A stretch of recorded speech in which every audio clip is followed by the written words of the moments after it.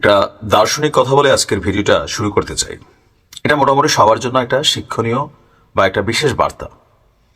কোন একজন মানুষ বলেছিলেন যে আমি, আপনি, আমরা মাঝে মাঝে মনে করি যে সবকিছু আমাদের কন্ট্রোলে, আমরা যা চাই, যেভাবে চাই ঠিক তাই ঘটছে। ইভেন আমরা মনে করি যে আমরা না থাকলে এই জিনিসগুলা কোনোটাই চলবে না, হবে না বা ঘটবে না।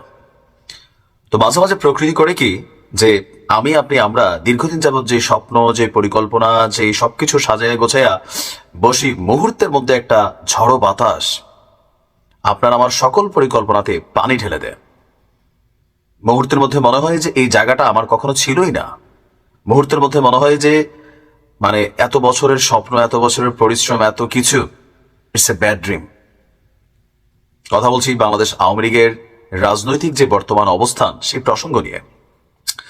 গেল 16 থেকে 17 বছর আওয়ামী লীগের রাজনৈতিক প্রতিদ্বন্দ্বী হিসাবে বিএনপির একদম টপে বেগম খালেদা জিয়া যেমন একজন টার্গেটেড ব্যক্তি ছিলেন, তারেক রহমান ছিলেন, এর পাশাপাশি জামাত ইসলাম বাংলাদেশ আওয়ামী লীগের সময় সবচেয়ে বেশি নির্যাতিত হয়েছে, এটা অস্বীকার করার সুযোগ নেই। আর একদম ক্ষমতা ছাড়ার আগ মুহূর্তে জামাত ইসলামকে নিষিদ্ধ করা হয়েছিল, কিন্তু সেই নিষিদ্ধ জামাত ইসলামী এখন দেশে বৈধ। ইভেন গতকালকে যে ঘটনা ঘটেছে, আমি নির্ঘাত নিশ্চিত যে শেখ হাসিনা এমন দৃশ্য দেখে তিনি আসলে ভাবছেন যে আসলে কি এগুলা হচ্ছে, নাকি এগুলা জাস্ট একটা মানে কাল্পনিক দৃশ্যপটের মতন সবকিছু পরিবর্তিত হয়ে গেল বা ঘটছে। কথা বলছি গোপালগঞ্জ নিয়ে। বলা হয়ে থাকে বাংলাদেশে আওয়ামী লীগের সবচেয়ে বড় ঘাঁটিটা হচ্ছে গোপালগঞ্জ। সেই গোপালগঞ্জেই বাংলাদেশ আওয়ামী লীগের সবচেয়ে বড় শত্রু হিসেবে যারা চিহ্নিত ছিল এত বছর, জামাত ইসলাম গতকালকে আমার ধারণা প্রায় 2 যুগের কাছাকাছি সময় পরে তারা তাদের বিশাল এক কর্মসূচি করেছে। আমরা দেখছি যে গণ অভ্যুত্থানের পর গোপালগঞ্জে এই প্রথমবারের মতন প্রকাশ্যে কর্মসূচি দিয়েছে বাংলাদেশ জামাত ইসলাম। আর গতকালকে বিকেল 5টার দিকে শত শত মোটরসাইকেলে করে শোভাযাত্রা, রাস্তার বিভিন্ন জায়গায় পথসভা এবং নানান ধরনের কর্মসূচি পালন করেছেন জেলা জামাতের নেতাকর্মীরা। এর মধ্যে আপনারা জানেন যে জামাত ইসলাম নির্বাচনের জন্য তাদের বিভিন্ন জায়গায় নিজেদের যে প্রতিদ্বন্দ্বী আছেন তাদের সাথেও লোকাল পিপলকে বা বাংলাদেশকে পরিচয় করিয়ে দিচ্ছে। এবার গোপালগঞ্জের 2টি আসনেও সম্ভাব্য প্রার্থীদেরও গতকালকে পরিচয় করে দেওয়া হয়েছে। শোভাযাত্রাটি গোপালগঞ্জ শহরের লঞ্চঘাট এলাকার মডেল মসজিদ চত্বর থেকে শহরের বিভিন্ন সড়ক প্রদক্ষিণ শেষে ঘোনাপাড়ায় গিয়ে শেষ হয়েছিল। আর পথসভায় বক্তব্য দিয়েছেন জেলা শাখার আমির, তারপর যিনি মনোনীত প্রার্থী হয়েছেন অধ্যাপক রাজাউল করিম, গোপালগঞ্জ 2 আসনের নির্বাচনের জন্য মনোনীত প্রার্থী অ্যাডভোকেট আজমল হুসাইন সর্দার।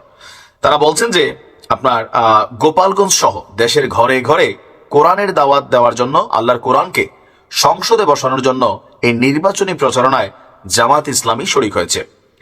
বলছেন যে আমরা এখানে কখনো নিজেদের রাজনৈতিক কর্মসূচি পালন করতে পারতাম না, কিন্তু 5ই আগস্টের পর এই প্রথমবারের মতন আমরা এখানে রাজনৈতিক কর্মসূচি পালন করছি, আর এর মধ্য দিয়ে নতুন এক যুগের সূচনা হচ্ছে। এমন দৃশ্যপট যখন শেখ হাসিনা দেখেন বা আওয়ামী লীগের নেতাকর্মীরা দেখেন, অনেকটা গাত্রদাহ ভাব তো আসেই। আবার এখনো আমরা যারা এই মুহূর্তে ক্ষমতা বা বিভিন্ন জায়গায় বা আগামী দিনে ক্ষমতার জন্য প্রস্তুতি নিচ্ছি, আমরাও ভাবতেছি যেহেতু সরকারের পক্ষ থেকে একটা আলোচনা চলছে, আওয়ামী লীগ নিষিদ্ধ হবে, তারপর হচ্ছে ছাত্রলীগ নিষিদ্ধ হবে, অলরেডি হয়ে গেছে। সো এই এলাকাগুলোতে বা বাংলাদেশে এই জায়গাতে আমরাই আগামী দিনে যুগের পর যুগ শাসন করবো। সো আমরা যা খুশি তাই করব।